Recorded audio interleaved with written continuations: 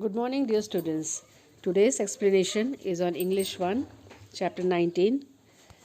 The poem is about an actual place near the coast of Ireland, the Lake Isle of Innisfree, which is a very small uninhabited island on the Lake Loughill in County Sligo. The poem describes the isle as a much longed for place of peace and natural beauty, a quiet place where the speaker feels most grounded. The stanza goes, I will arise and go now and go to Innisfree, and a small cabin built there of clay and wattles made. 9 bean rows will I have there, a hive for the honey bee, and live alone in the bee loud glade. The speaker expresses an intention to get up and go to a small island in Ireland called Innisfree. On the island, the speaker wishes to build a modest cabin out of clay and bundled twigs.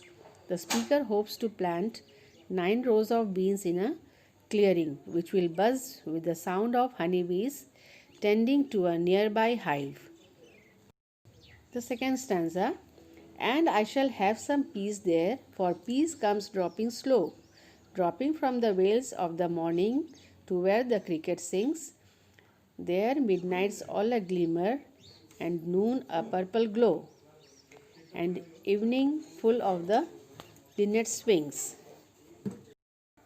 The speaker believes that this setting promises peace, which will emerge slowly as the hazy mist of the morning falls to the earth, where crickets chirp.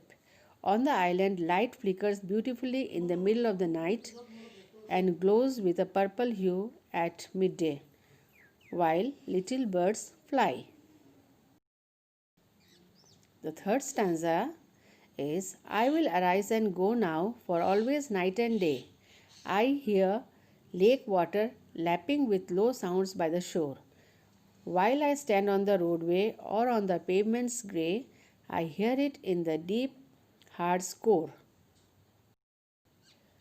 The speaker reiterates an intent to get up and go to the Innisfree, explaining that all day and all night the speaker imagines hearing the lake's waves breaking on the island's shore.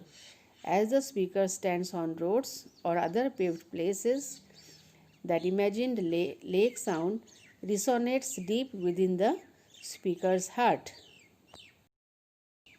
Thank you.